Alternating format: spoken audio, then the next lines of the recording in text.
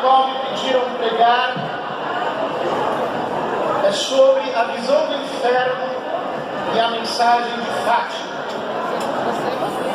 Eu queria começar lendo as memórias da irmã Lúcia acerca do dia 13 de junho de 1917. Alô? Voltou. Diz a irmã Lúcia: Nossa Senhora mostrou-nos um grande mar de fogo que parecia estar debaixo da terra. Mergulhados nesse fogo, os demônios e as almas, como se fossem brasas transparentes e negras, ou bronzeadas com forma humana, que flutuavam no incêndio, levadas pelas chamas que delas mesmas saíam,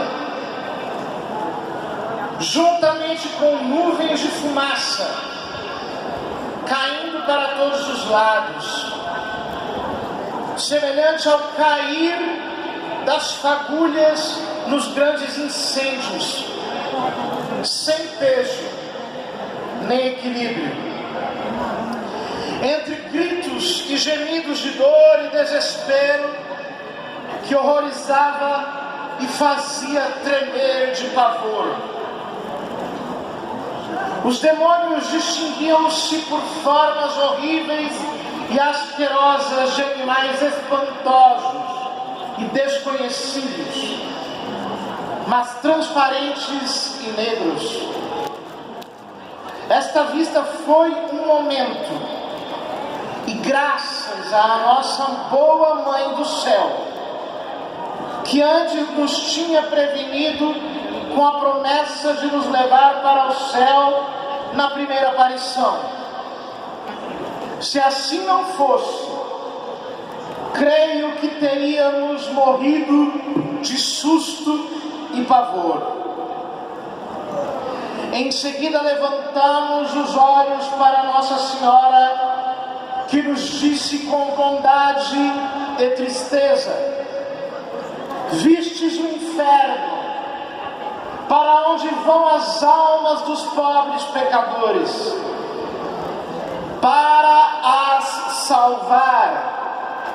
Deus quer estabelecer no mundo a devoção ao meu imaculado coração.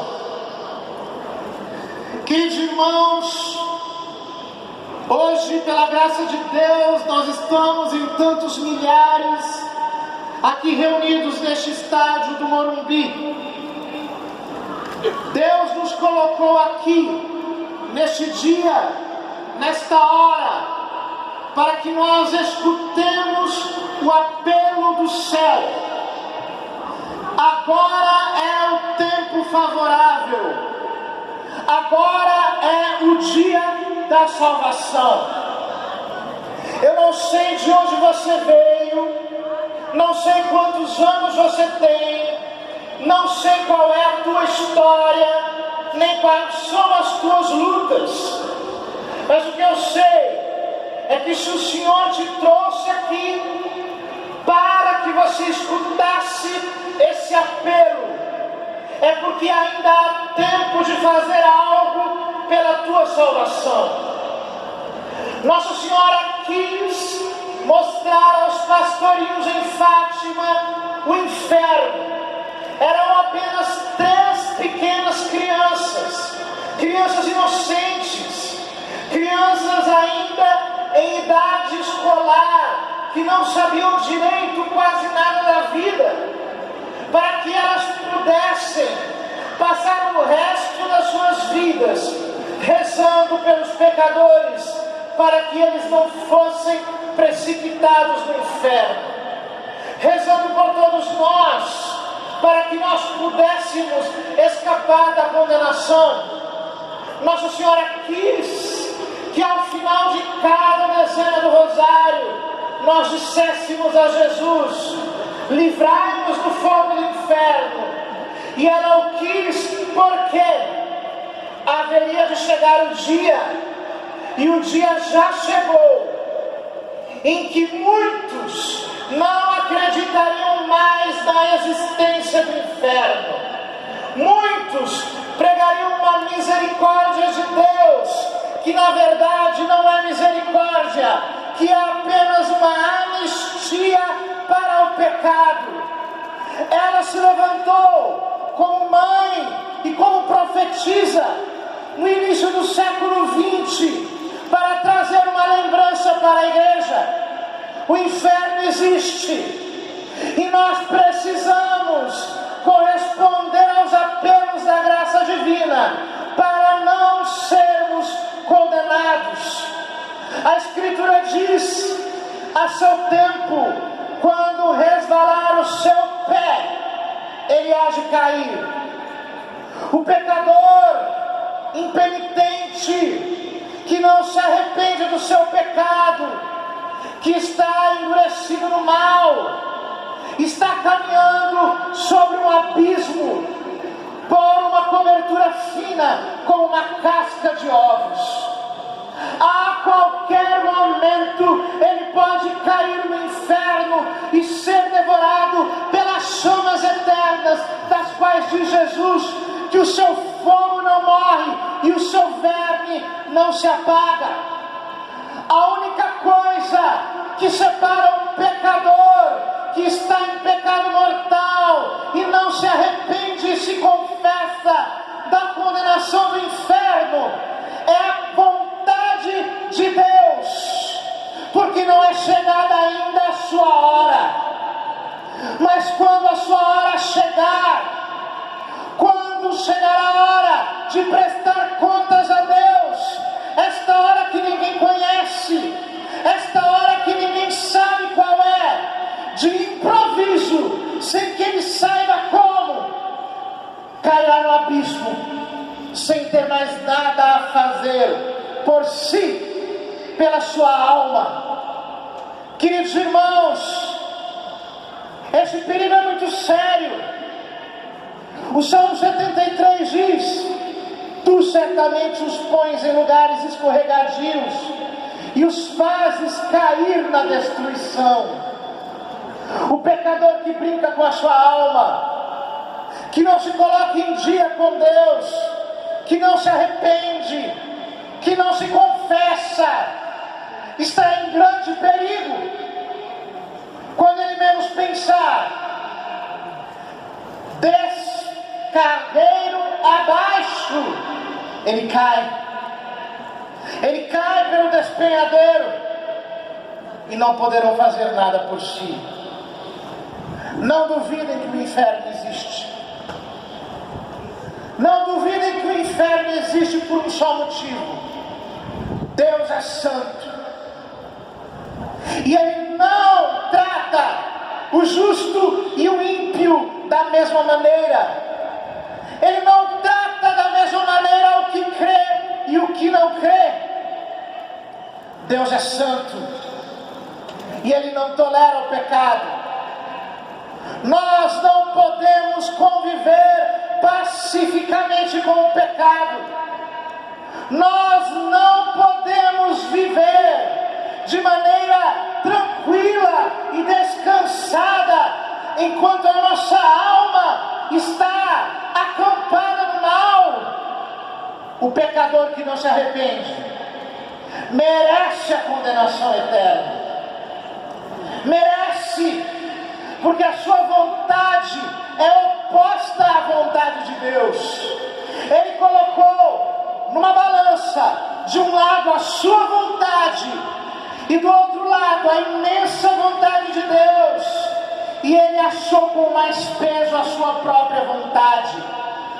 Deus não pode tolerar o homem leviano.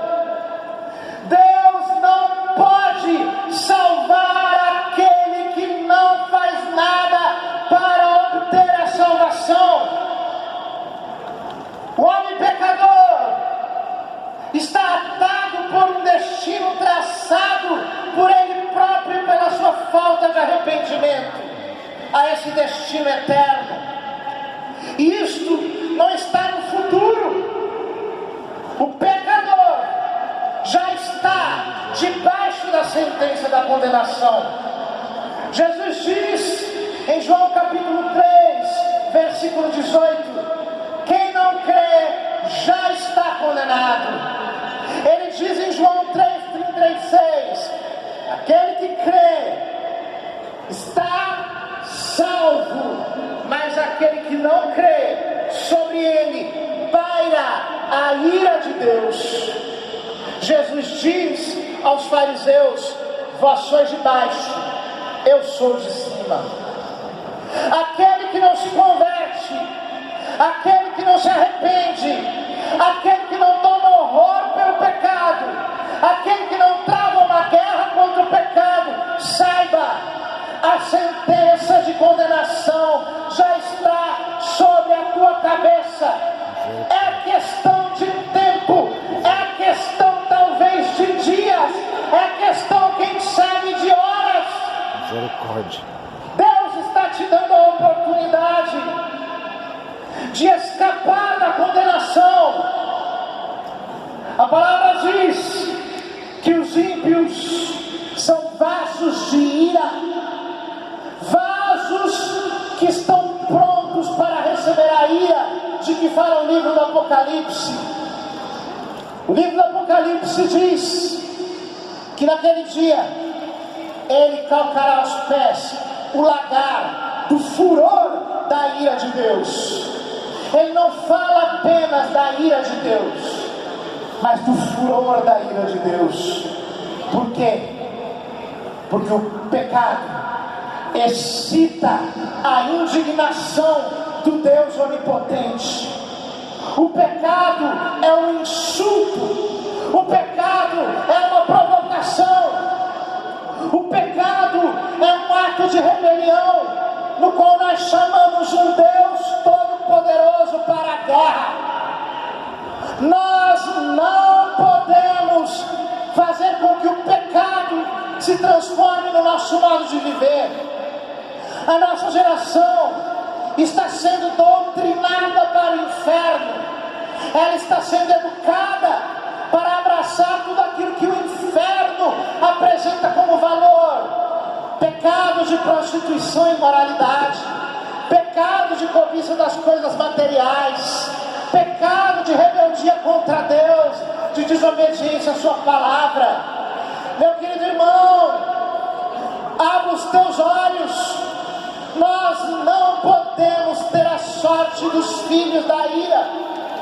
Hoje o Senhor passa por esse estágio, entra pelas redes de comunicação para dizer a todos vocês que estão escutando essa palavra: ainda há tempo, mas você não sabe quanto. É preciso voltar para Deus, é preciso voltar para o Senhor. São João diz na sua primeira epístola: aquele que peca é do diabo. Jesus diz que um homem bem armado traz guardada a sua casa para que o ladrão não a arrombe. Aquele que se entregou no pecado, aquele que se jogou no pecado de maneira consciente e voluntária, este já pertence a Satanás. Não importa o que ele faça, se ele não se arrepender e voltar para Deus, ele já pertence ao diabo.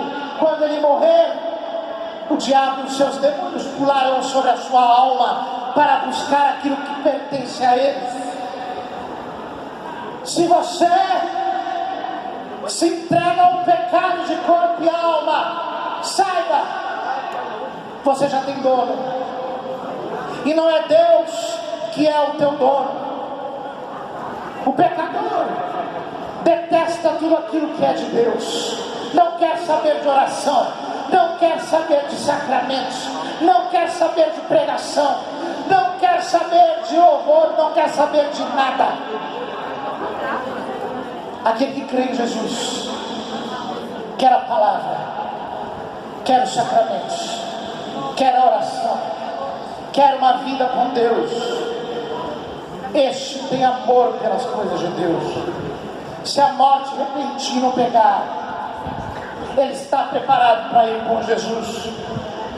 Deus não prometeu a salvação a todos. Deus prometeu um Salvador. Deus não prometeu a salvação a todos, mas Deus prometeu um Salvador. Deus prometeu e cumpriu a sua promessa. Jesus morreu na cruz em teu lugar. Ele morreu na cruz para pagar os teus pecados. Hoje o meu convite a você, em nome do Senhor, é: sai de Sodoma, sai e não olha para trás, abandona as tuas companhias de pecado, livra a tua vida, faz como Jesus diz, sobe para os montes, vai para a vida de oração. Como dizia São Paulo, como embaixadores de Deus, nós os exortamos: deixai-vos reconciliar com Deus, buscai o Senhor enquanto pode ser achado, invocai-o enquanto está perto, deixe o perverso o seu caminho, o iníquo os seus pensamentos, converta-se ao Senhor, que se compadecerá dele, e volte-se para o nosso Deus, porque é rico em misericórdia. A porta da salvação está aberta. Eu quero convidar você a entrar pela porta da salvação. Você que precisa se converter a Jesus, não espere mais nenhum minuto. Você que está afastado da igreja, afastado dos sacramentos, a graça de Deus te alcança onde você está. Vem para Jesus agora, se arrepende dos seus pecados, recebe a graça do arrependimento, da contrição. Você que está em casa, chegou a hora de colocar a tua vida em ordem, chegou a hora de voltar para Deus de todo o coração, com lágrimas e gemidos, rasgando o coração e não as vestes. A porta da salvação ainda está aberta. Não espere a morte chegar, porque quando ela chegar, pode ser tarde demais.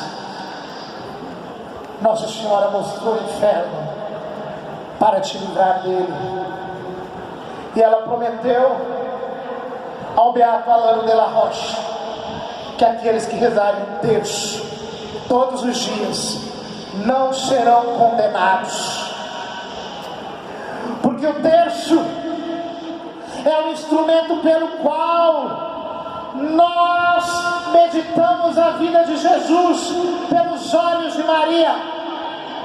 Agarre-se a ela, atenda aos apelos de Fátima, atenda aos apelos de Nossa Senhora e pegue horror ao inferno. Se você pudesse ir ao inferno agora e conversasse com todos os condenados que estão lá e lhes perguntasse: você imaginava que você iria para o inferno? Eles responderiam: não. Nós pensávamos que seríamos salvos, mas eles perderam a oportunidade que Deus lhes deu. Hoje, essa oportunidade se apresenta para você. Vamos todos dizer juntos: ó meu Jesus, perdoai-nos, livrai-nos do fogo do inferno, levai as almas todas para o céu e socorrei principalmente as que mais precisarem. Ó meu Jesus, perdoai-nos, livrai-nos do fogo do inferno, levai-nos todas para o céu, socorrei principalmente as que mais precisarem da vossa misericórdia. ó meu Jesus, Perdoai-nos, livrai-nos do fogo do inferno, levai as almas todas para o céu e socorrei principalmente as que mais precisarem da vossa misericórdia.